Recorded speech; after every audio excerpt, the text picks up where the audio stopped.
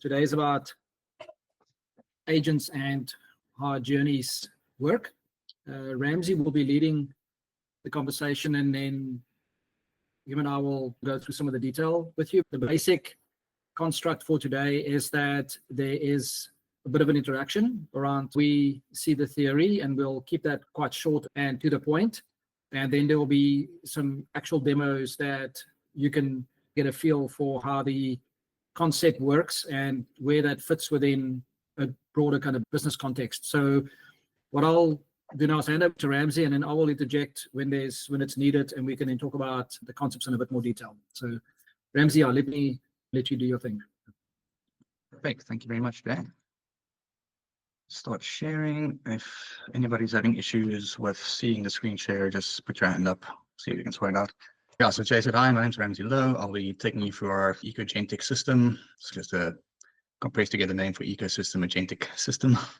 We may show you basically how to create better customer journeys through the use of our system. So first thing first, what is a journey? So we see a customer journey as connecting the path between a customer having some kind of want or an issue or a problem that they need to resolve, and the company supplying the resolution for that. So giving them what they want or helping them solve their problem.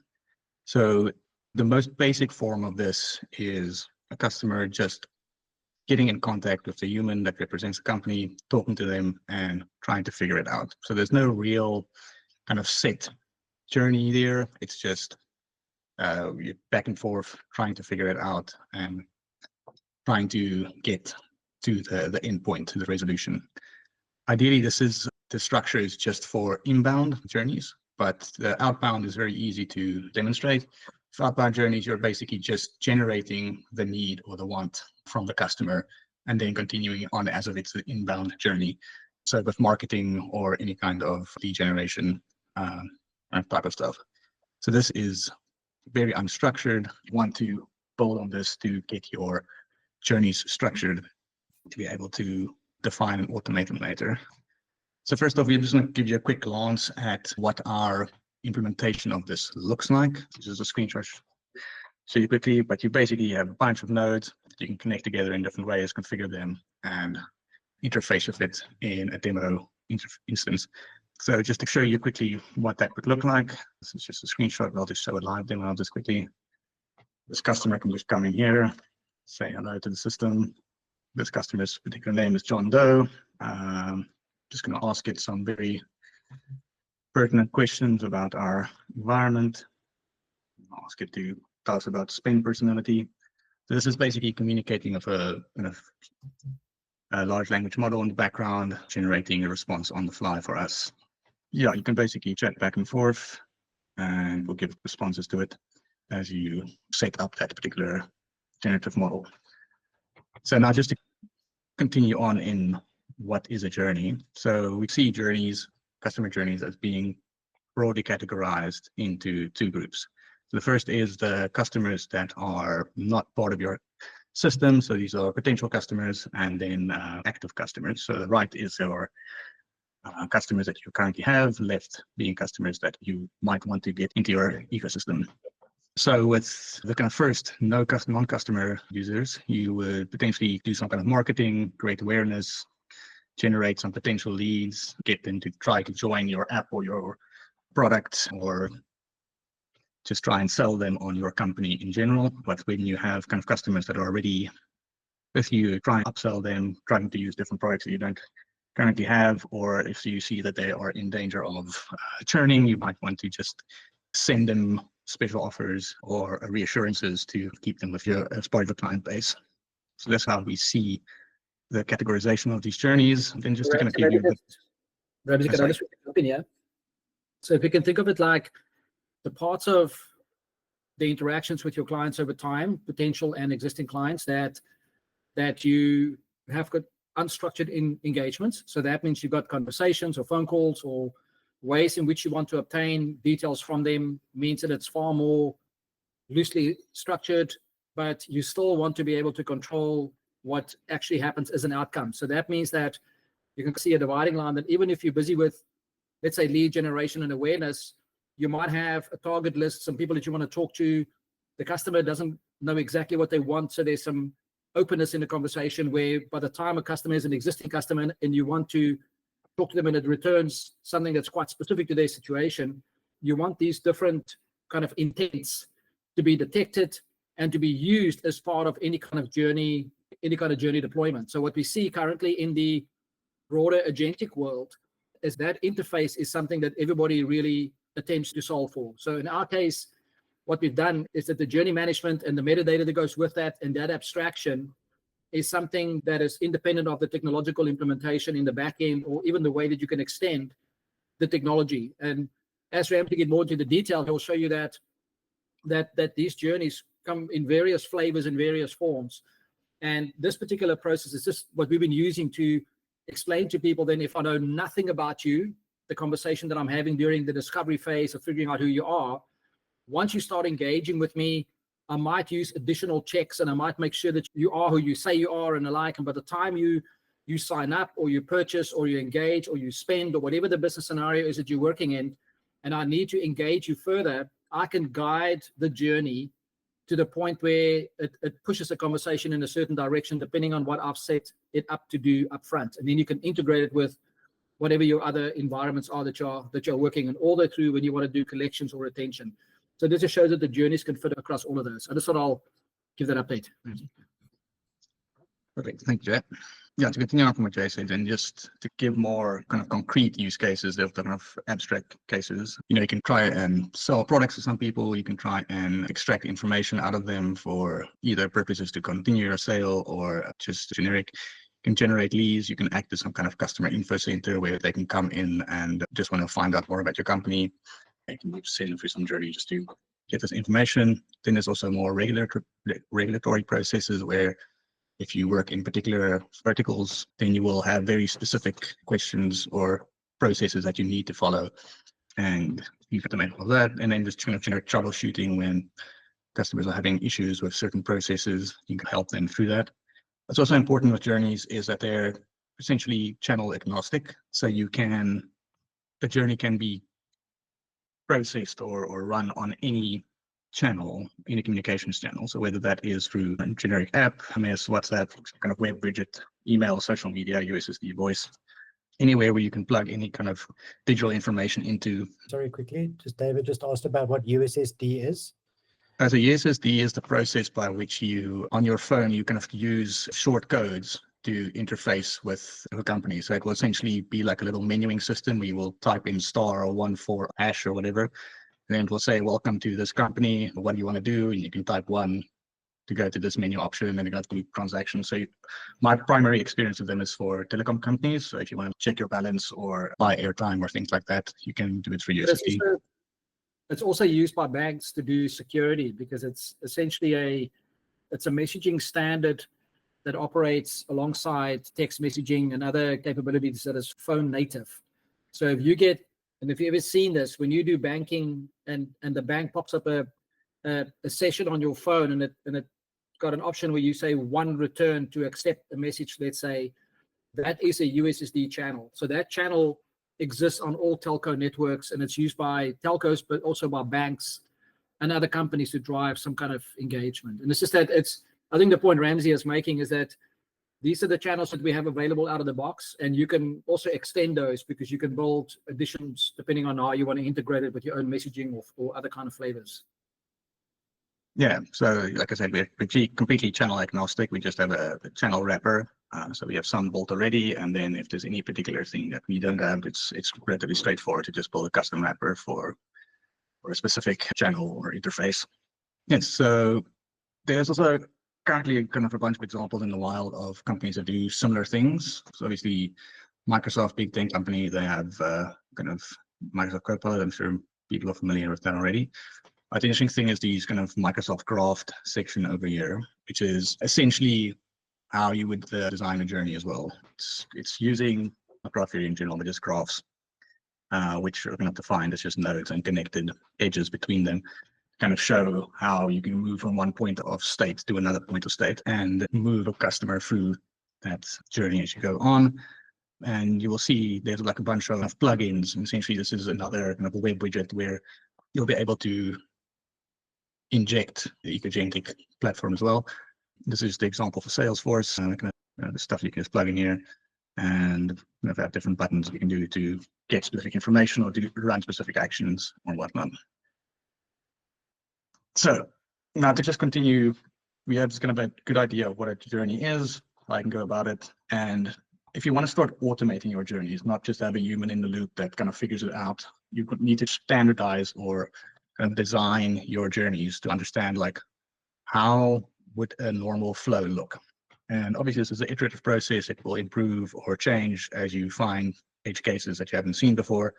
But at the end of the point, you'll have some kind of step diagram looking like this. You have some customer want, for this particular one, the journey look like this. Maybe for some other one, it'll look different. And you'll go, the customer has this want, we'll go for this step to this step. This step is maybe a condition where if certain cases true, go up there or there. So maybe if they're pensioners, they'll get a better deal over here. And at some point, you kind of go to a solution where the endpoint of the journey is reached. With very simplistic journeys, and when the problem, the customer's problem or want is well defined, and by well defined, that the customer understands what they want and they understand how to ask for what they want. That is kind of an important part of it. This is relatively straightforward to do.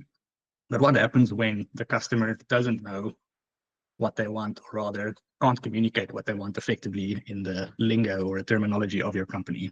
If they just have some issue and there's no clear point where to put that in, then you're going to be very, very hard to get to that solution that you have pre-designed for them.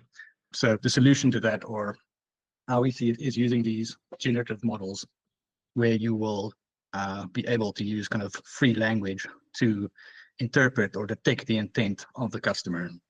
So they might not know exactly the right words that they're using, but with the ability and the strength, the core strength of these large language models is that they have processed so much natural language that they're able to detect intent quite effectively by just looking at the kind of phrases and words that are used and how they might potentially be categorized in the last bit. So essentially you will have some kind of infinite node, or a node that kind of interfaces with itself the whole time, where you'll ask a question, potentially narrow it down, loop back to itself, ask another question. You can go on indefinitely until you get to the point where the intent is understood to both the happiness of the customer and the company, and you can get to the solution that you require. So Ramsey, maybe that's worth noting is that we've been working on this now for probably 2 years, the intent detection capability. It might sound quite easy, but it's an ongoing challenge to figure out what a person is really trying to do. And especially when you want to make sure that there's a guardrail so that the conversation doesn't get derailed into something that is illegal, or you convince some conversation to go down a route where it's going to give an answer that is incorrect. And that's why you use the graph with the intent. And we've got an intent engine that gets bolted into every single interaction so that you continuously know what's going on and where you're going next. And you can then decide what the remedial actions are. And in the visual framework and so on, you can configure what you want those rules to be as to how open or closed you want a particular interaction to be, depending on what the situation is. Yeah, so just to give you now a more specific overview of the Ecogentic system. So we've talked about journeys and how they're these directed graphs. Just by directed, it's a term. It just means that you can only go from one point to another. So it's not that you can go from 1 to 8. Technically, you can also do that. That'll be a separate edge that goes from 1 to 8. So it's not single edge, does not go both ways. So you'll always go from one node to another node, given a certain state or reaction. So we have distilled the core functionality of each of these nodes down to 9 node types at the moment. Potentially, we will create more in the future as they are required. The most kind of basic node you will see is a message node. So this is just for interfacing back with the consumer of the journey. So it's to tell them to communicate on the selected channel and tell them here is whatever you want to tell them. And we have a condition node that's pretty straightforward. It's some condition must be met. You can look at the customer's demographics, if they're a certain age, at a certain time of day, if a certain balance in their wallet is below or higher than something, some condition is met, you can route them down a certain path. Then we have a scheduling node. This is essentially for when you want to get a customer to interact with you later, or the customer wants to interact with you at a later specified date, then it will create a schedule, say that you want to say, I'm busy now, contact me in 5 days or contact me next week. People say, cool, I'll leave you for now, and then just essentially restart the journey or go back to any node that you require when the specific time comes up. Then there's the unsubscribe node and resubscribe node. There's the kind of both sides of the coin.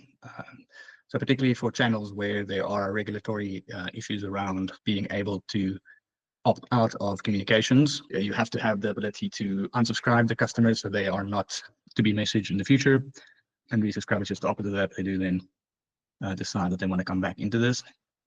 Then we have the breakout node. So this is a way for the customer to get out of the current channel. So if you're ever in a SMS channel and the customer says, I want to talk to a human now, like I've got fed up with the system, or I got to a point in the journey where it's regulatory required for me by regulation to talk to a human now, or for whatever reason, then you can have a breakout node that will just route them to a different journey and continue the process from there.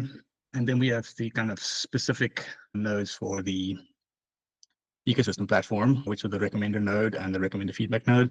So the recommender node uses interfaces with our kind of recommender engine we use on ecosystem, and it allows us to predict or recommend some kind of offer or option to a customer.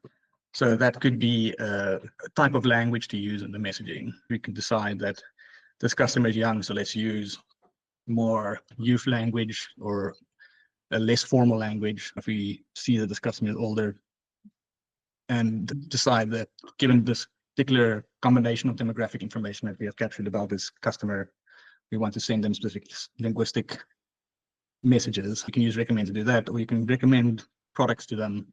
Any kind of point where you are uncertain about what the straight route is, but you have a bunch of options and you want to test them out, and you have demographic information about the customer, then you can put a recommender in there, and it will eventually, with enough data, will train itself to give the most optimal answers or optimal choices to the customer.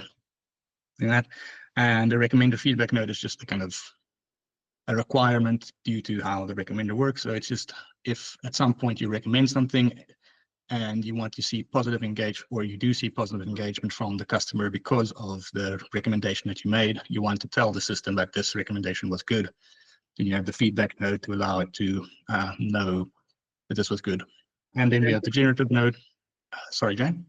Maybe just on that quickly, on that point, is that it is core to the entire framework around the ecogentic design, that the recommender capabilities and the core part of the framework that's sitting in our core product is naturally available. So that means that whenever you select an approach, or you want to pick a certain recommender and you want to get responses back, and it's already built in. So that means that what you normally would do is, if you want to go build agents yourself and you want to do it from scratch, you would have to go do all that work yourself, the logging, and especially the reinforcement learning. That is what you need that response node for. So the response node essentially is an approach that you can either converge models in real time, or you can converge them offline. So if a model is trained, let's say over longer periods of time, or it's trained in real time, you can then decide how those converge. And the response node is an ability to, in the moment, based on accurate and precise feedback, decide how a model converges, where in most of the generative capability is mostly open and free, where if you want to do something that is quite exact, and you can do it from that perspective. Brendan?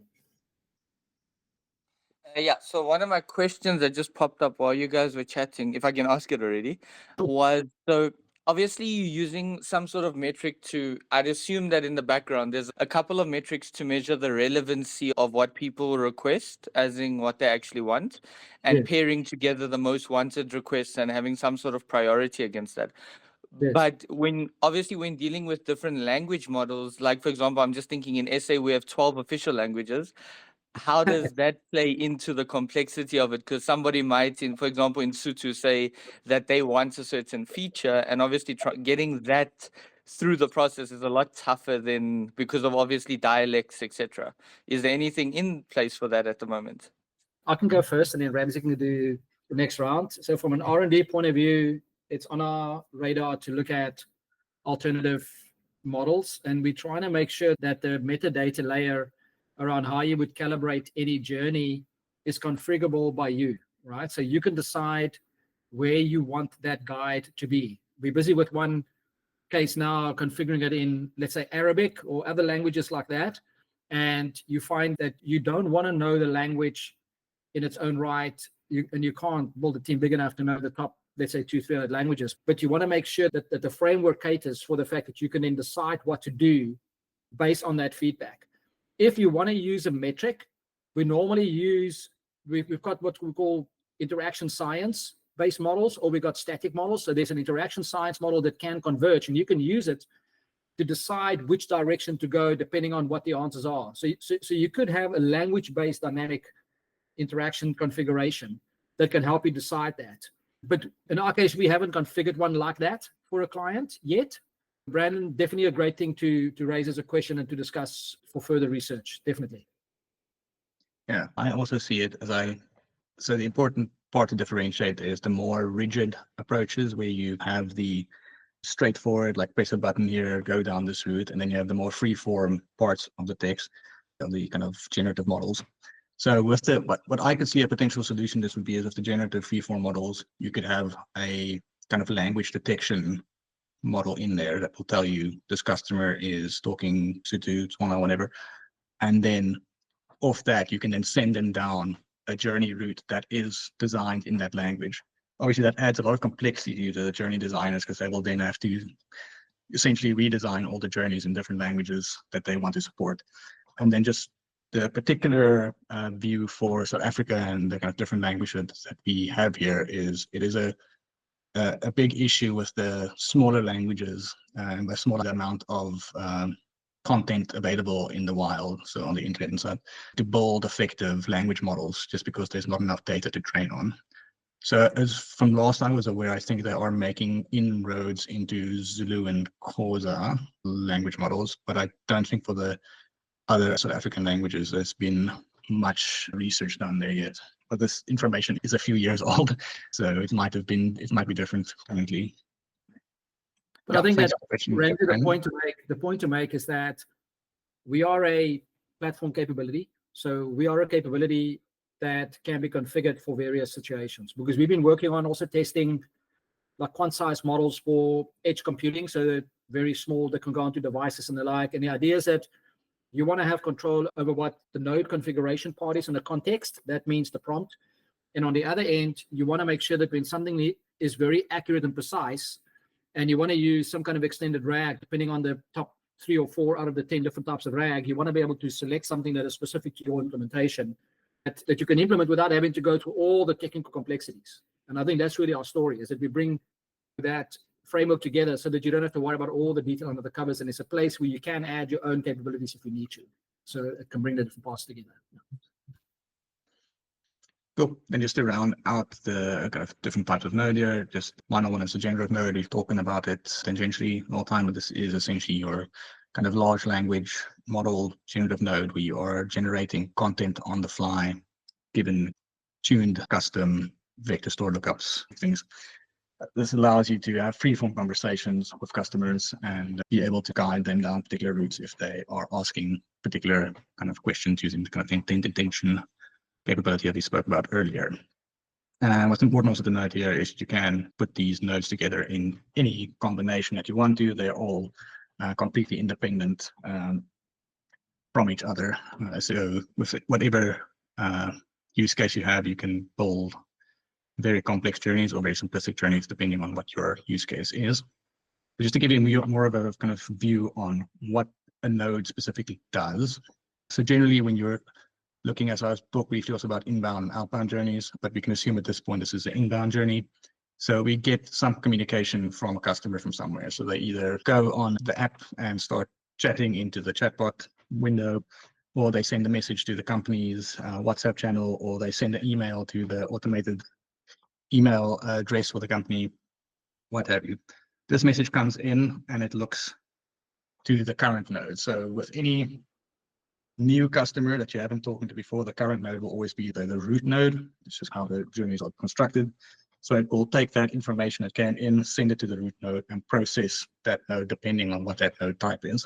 And that will go down the root all time, will log out all the information for that node, or the information that came out, and read all the information contained in that node, specific node's configuration, and then do whatever action that node type determines. And essentially, it will then move on to whatever the next node is and keep on looping and doing that until it gets to either a message or a breakout node. If it gets to a message node, it will send out a message via your selected communication channel and then wait for a response until that response comes back. It then goes on, keeps on going. And yeah, ad infinitum.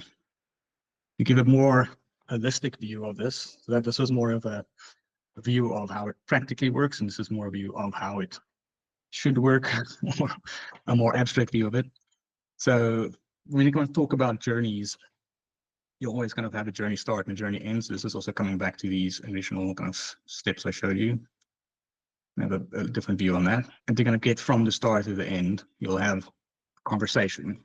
So this is especially relevant when we're talking about the generative node, when we have the kind of continual feedback loop. So come in, customer will start talking, asking questions, doing things. And with that, you'll detect intent as you go along and be able to move this customer down the routes that you detect, or the routes that you intended for them, given the particular intent that you detected of it. And then you can start using recommenders or next best action recommenders or just general messaging to move them further along the routes that you want for them. And at the end of the journey, you'll get and take some kind of action. That action might be buy a product, that action might be signing up for a newsletter, that action might be any kind of state change, a tick in a database somewhere. It's just it gets to a point where they had a want and they finalize their want. So that was a very quick and brief overview of what the system is intended for and what we want to use the Ecogentic system for. And this, I don't know if you want to say enough big words. I'm just going to take you guys through it quickly, show you like how quick it is to configure, how quick it is to change things, and just the power of it. Yeah, I think that as Ramsey gets ready for that, the basis of, if you think of the entire ecosystem platform capability, is that we've got what's called the fact injection. And within the fact injection, we've got these different parts that deal with what's called accurate and precise based actions. So that means chat to SQL and all of those kind of capabilities that you need in order to make sure that when the intent of the person having the conversation is to get something that is quite specific, how many transactions do I have? How many times have I spent money on food? Whatever that might be, you don't want it to hallucinate. You don't want the generative model to do anything other than determining the intent and then make sure that there is some agent that then does the work behind the scenes that is supposed to perform a very specific action. On the other end, when you have somebody that is just coming in and determining options and figuring out what to do next, and they don't know what they want to buy exactly, or they don't know what their next actions are, you want it to be a bit more free form. So I think what Ramsey's been trying to show is that we've been, working on something that you can bring these different worlds together so that you don't just let it loose. And like we've seen, what happens is that a lot of the guardrails don't really function well. So this is an ability to create a journey, integrate a core capability, get it deployed, and have it ready so that you can even test it in whatever environment you can test it in. And yeah, that was maybe just some closing comments on the technical detail. Thanks. Share again. Cool. Looks like my screen is sharing. Okay. So to take you guys for a brief demo of the system, so I designed a kind of demo journey here for us. So you currently can see with this highlight over here, it's showing us where we currently are in the journey. And over here on the right side, we have the chat interface of how the customer will potentially talk with us. This is simulating more of an SMS or chatbot kind of web widget interface, but you can do this via any kind of channel, whether that is even something like voice. You can then just use text to voice and voice to text to convert that back and forth. Might not be the most efficient, but it's doable. So in this first step, we just have a kind of welcoming message. The customer just came in, said hello, some kind of welcoming message. It's reading information about this customer. I'll show you the properties over here.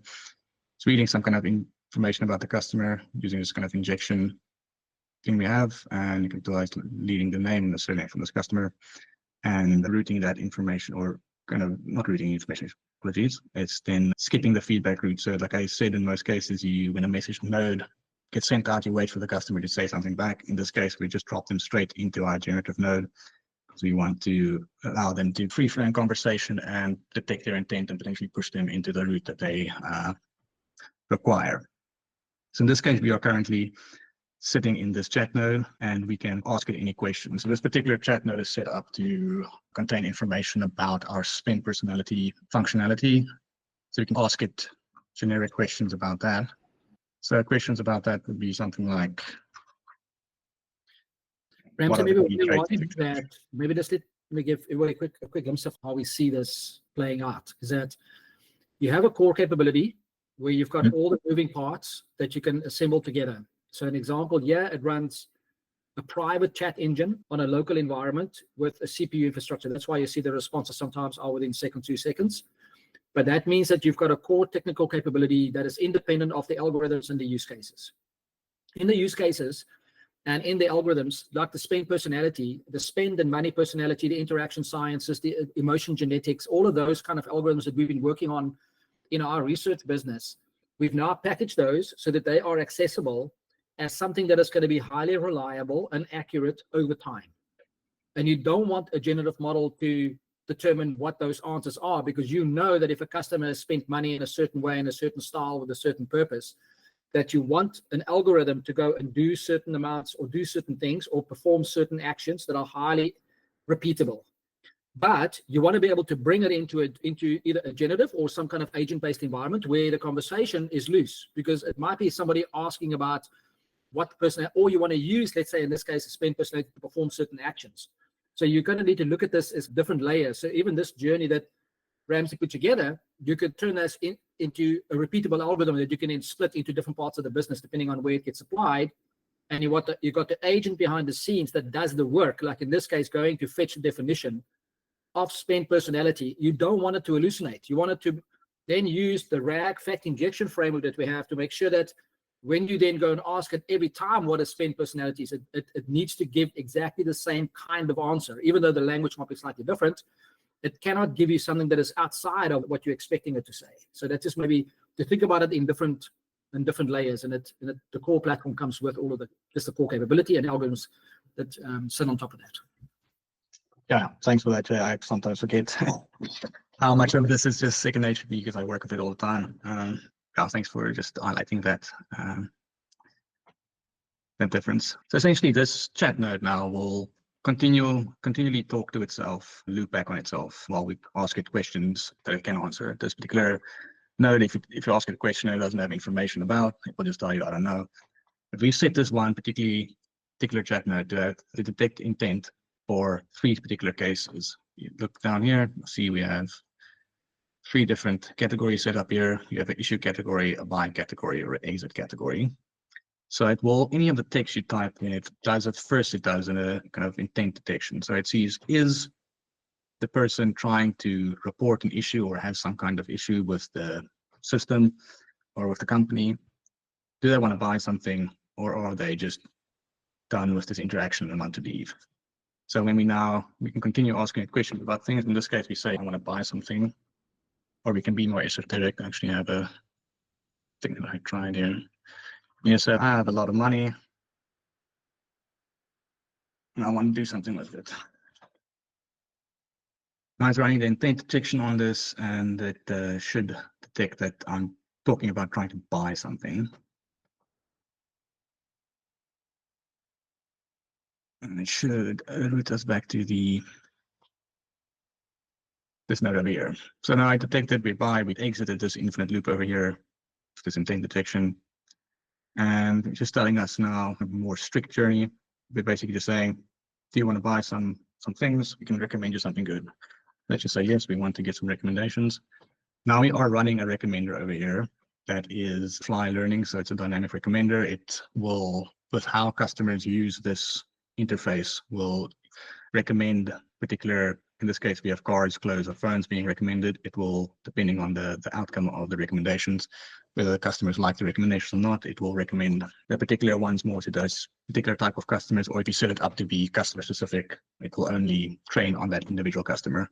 But this all depends on the size and scale of your customer base and their interactions, if you just to what level of granularity you can run these recommendations. So in this case, it just tells us, hey, cool, we have some phones. Do you want to buy an XYZ phone? In this case, we can say we want to buy it. In that case, let's say, yes, we want to buy it. Now we have this feedback node that I talked about earlier. This is now telling the recommender that, hey, this was a successful recommendation. The customer liked the recommendation that we gave them, and we can continue on from there. So now we reach the end of this journey, but with any kind of... Maybe just quickly to give everybody a quick glimpse of that. So what happens with our reinforcement learning capability is that if you think what happens in language models during the early training phases and the feedback cycles, you've got the reinforcement learning through human feedback. We've got reinforcement learning through all feedback. That means that you can decide what in that moment the interaction is that you want to learn something about. So you got what's called the rate of learning or the pace of learning. So that means that you can decide what it is that you would want to do in that moment. And you might even, like Ramsey was showing, route to different kinds of recommenders so you can decide what the feedback loops look like depending on what the interactions are. And that means that you got far more exact feedback rather than having to wait for periods of time for any of these things to behind the scenes go through retraining or even updates or whatever it is. You can do it in the moment. It happens quite exact. Brendan? Just a thought. So in theory, if I were, for example, running a company that worked with advertisers, I could essentially pull out advertising data for them using that, right? Absolutely. Cool. Yeah. So what you can do is you can decide what kind of data, and then if you build, let's say, a dynamic learning engine on top of the data, so that you can have static data that is just for lookup purposes to bring back. Or what you can do is you can say, depending on how many times a person has asked for something or how many times they've interacted, let the model converge and then decide to do something X versus Y or A versus B. You can decide what the outcomes are. Ramsey's got some other journeys that is for our demos that you can use. If an answer is A or B or C or D, it will give you different kind of feedback points depending on the learning rate of actually converging in the context of models. So absolutely, yeah. So those scenarios are quite common for this implementation. Yeah. Thanks. That's a good question.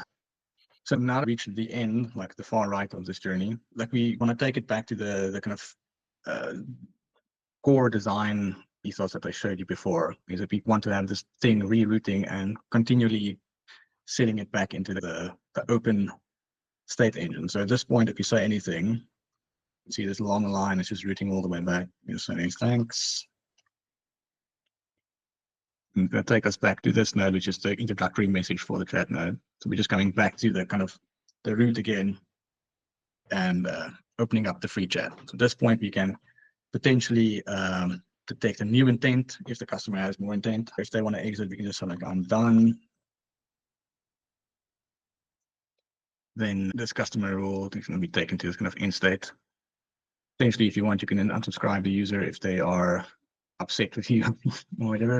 In this case, we're just saying, hi, have a fantastic day. This is all good and well. Obviously looks very complicated, but these are very quick and easy to change and upload. So I can literally just, I think this is going to be back here. I can just change this text on the fly. Information with time. Please. So what you could do is you could have a secondary bot that can even change that language for you, but that would be risky if you wanted to do that. You can. Then all I have to do is just save this. And now, if I type anything in here, it's going to route me back to the starter node, and kind of new stuff will be in there. So that's changing what we already have here. We can potentially also add more things in here. Let's just add more message nodes in here. So when you right click on here, shows you all the different node types you can add in. Just close the menu. In this case, I'm just adding a message node. And I can say when we get to this message node, let's error reroute to here. This is getting a bit more technical, but essentially any of these message nodes, because they expect feedback to come back. If they don't get expected feedback, in this case, no expected feedback was set up. So it's just identical route on the error. So in this case, anything that gets typed back here will just fall into the error rerouting node. We don't really care. So I'm going to show something here to say, hi, this is a secret node. Jess, you got a question? And then we can loop this back. Yeah, mine's, I guess, a little bit obvious for the type of question that I would ask. Now, you can obviously curate or create entire journeys that are targeted towards specific personalities, right? Where you can, in the early phases of the interaction, either detect personality type and then make sure that they are routed to specific messages that have specific language. Yeah. Okay. And then would this be done on sort of one journey itself? So would you have an intro that's relatively generic, and then you'd have a different follow-up message for each and every one of those personalities? And depending on which personality you detect, and you would send them down that route, and that would then become the journey for it. Yeah. So the word journey is a bit interchangeable here, because you could see this whole thing as one journey, or you can see that this is the buy journey when we get to this point. A pathway would be a better way to describe that. So you would either go down an intentional path or an experiential pathway. Yeah, I was just talking more in general. It's like I said, the word journey is, I'm going to cut it, whatever points make sense to you. So you can blow this up, have a bunch of kind of detection models, recommenders, stuff sitting beforehand to decide what kind of setting do you want to create for this user. You want them to have language in a certain way. Perhaps due to their personality, you decide they shouldn't get as many offers, or they should not have as many options available to them because they get distracted easily, and it's better just to give them 1 or 2 options rather than give them 10 options. So a lot of those things can be decided beforehand, and then essentially you'll have a big thing like this, potentially to detect all the things, and you just start another thing over here. It's just basically going to be a copy of this, but just for the different user type. And then just going back to what you showed right in the beginning, where you use this chat interface over here to say, what is spend personality? You can use that to then figure out how best to structure the messages based on those personalities. So you can chat with our knowledge base, if you will, about what each of these personalities like, what types of languages they'd interact with. And okay, amazing, thanks. Yeah, and that's when I finished this quick adding demo I had. So we got to this node now by telling this chat node that we had some kind of issue. He said, my app is not working. He picked up this is some issue. Routed this over here. In this case, if we type anything now, it's going to take us to our secret node. Give me the secret. And it says, hey, here's the secret node. So you can very quickly just add new things in here. There's also the option, especially when you get these kind of very clunky, multi-layered things that essentially, like we talked about now, different types of environments that are almost similar, but they have slight changes depending on the conversations kind of environment you want to create for them. And you can duplicate things, either the node or the whole connection list. Just have separate things in here. So it's quite easy to do that as well. And yeah, I think that is the end of my demo I want to do here. Anybody has any questions, any thoughts? I'm going to try and do anything in here. Maybe there's something I didn't glossed over a bit. Ramsey, maybe just to note something for you is that you can bolt this, and Ramsey did say it in the beginning of the presentation, just giving you insights into the different channels. But let's say that your node is completely system-based and it is completely hidden, and you want that chat similar to this little window on the right there to be on, let's say, your private infrastructure or an app that you've built and you're on a device, or some web interface that you want to have some kind of chat embedded capability and call this to do the background work for you. There is a standard library that you can use for that. If you want to use something that's more publicly accessible, and let's say you want to use, let's say, WhatsApp, you can then work with your Meta partner or whoever at Meta is you're dealing with, or you can work with one of the integrators that we've worked with before, and you can bolt this whole thing into some kind of journey that is then managed by some public device. And the big thing about it is that you can think of it as a way in which you can protect all of your infrastructure and your capabilities in your internal environment, and you can separate those into different areas. One area is your operating environment, your essentially the way that you run your business, that is completely private and secure, that the agent only needs to access certain kinds of data depending on what you want to do with it, like customer data and the like. Then you have got predictors, so you can run our dynamic engine that will learn and dynamically configure decisioning and the like on the fly. And then you have an ability to do the language interface, that the language interface can either be in the context of a public, so you can use Anthropic or OpenAI, or you can use our own implementation of Llama 3.2 or some of those that are locally installed so that you don't have data leaving your ecosystem. But the point is that you got a number of different options when you set up this environment that you can then decide how your interactions are being designed depending on the use case. And the use cases obviously are quite broad for this implementation. Yeah, I think maybe something just to get back to the first thing you said, Jay, that maybe is not obvious because this is on the same screen. This kind of editing canvas over here where I'm changing things and this chatbot over here, they have no knowledge about each other. What's happening is this is creating a bunch of configs. And when I click this save button, it's sending all of that configs to our Ecogentic server, our Ecogentic worker. And this chat node is then talking to that thing. So this is set up currently. If you go to this properties file, if you look at the communications channel, this is currently using a command line channel, which is essentially just any kind of process like this. We have a left and a right, and they're communicating with each other. So it's set up to communicate in basically just raw text. There's no overhead for fancy channels like a WhatsApp or an email or a social media or anything like that. So that's then directly communicating with that API and saying, I'm sending you this message, give me something back. And all of those processes are happening in that server. So this whole process, is two separate servers running as well. This is the workbench server, which is talking to that Ecogentic server when it's updating the information. And then this is talking to that also directly and waiting for feedback loops. Yes, Brandon, you have another question? Yeah, so just a quick question on that. Is any sort of version history on the models that we build? Because obviously, maybe I build a model and it's modified 2 or 3 times, and then we realized, oh, we want to go back to an old model. Is there any sort of version histories on it? Because I know that happens a hell of a lot. So definitely, in this particular case, if we look at the recommender model that we have here, you see this, currently we only have one version. This is just for a demo. But this particular one only has one version, but you could very easily create new versions of them. The workbench.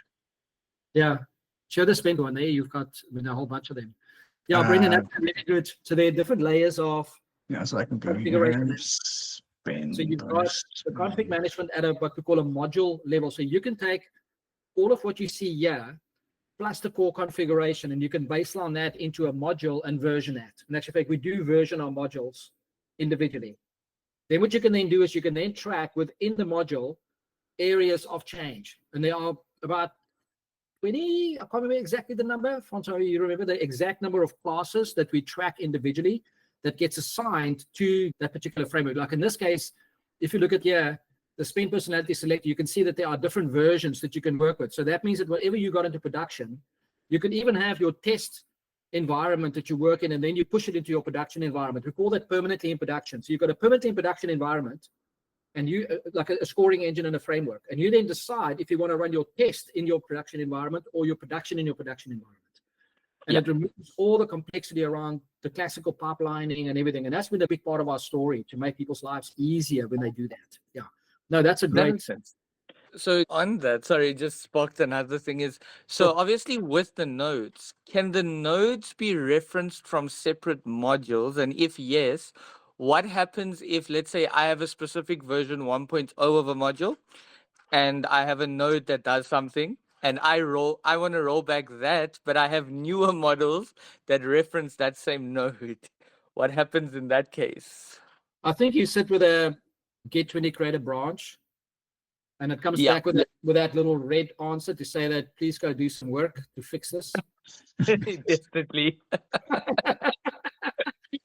That's kind of the point you're raising, is we've decided not to do it at exact node level. You do it at journey level. So you will create a journey with a version because it's too complicated to do every single sub-dependency. So what happens is in your module, maybe just show the spend personality module, Ramsey, just quickly. If you just maybe go to the workbench, go to projects, or at the top there, sorry, at the top one, projects. Just go to spend, I think 095. Yeah, that's fine, 095. So see what happens here. So there's a whole definition, including there where it talks about the module metadata. And if you scroll down a bit, it talks in the module metadata, it gives you, you give it a version number. And what we use, you see there's a JSON setting. So we find that some clients control the JSON themselves, and they can version that into their Git repo, whatever, and then bring it back into the project itself.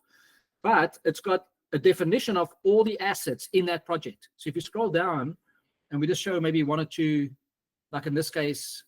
Do you want to see the JSON settings? No, sorry, further down in there. This there. Just maybe open up like predictors or interaction. Predictors, yeah, maybe just, or dynamic interaction. You see there, it shows you which the predictions or dynamic interactions, and those are assets that have been linked to that module. So what we often do is we work on a module, let's say on our local environment or on some test environment. You take the entire module and you share it with somebody. You can even take your test data or your sample data with that test when you move it into a different environment. And it contains your notebooks, your dashboarding, all your configurations are basically contained within that single module. So it's easy to move either that module into your version control environment or your production pipeline, or you can take it onto somebody else's machine to go do, or onto a different server to run whatever infrastructure, or onto your cloud instance or wherever you're running it. Yeah, so this allows you some flexibility and configuration. Okay, thanks. Yeah, I was literally thinking about GitHub when you actually, that was where the question came from. Yeah, I don't know that. Listen, we have branch conflicts, and also when you think about merging branches in, and we've done a lot of thinking about this, because even in our deployment pipelines, we just find that business people, and especially people who work with us every day, they don't want to deal with a GitHub branch hell. And it's just, you want to have that's far more specific around procedure as to who works on what. So that's why you see in this case, this entire journey is versioned with what's connected to it. But in the journey, you can decide, because you often will see that it's stable, but the predictors and the learning rates might change all the time. So the idea is you want to be able to just track it at that level of granularity. Okay, yeah, that's it from my side, I think, Ramsey. Great. Any questions from the audience? Thanks, everyone, for joining us today. And we hope to see you at future events. Have a good one. Cheers.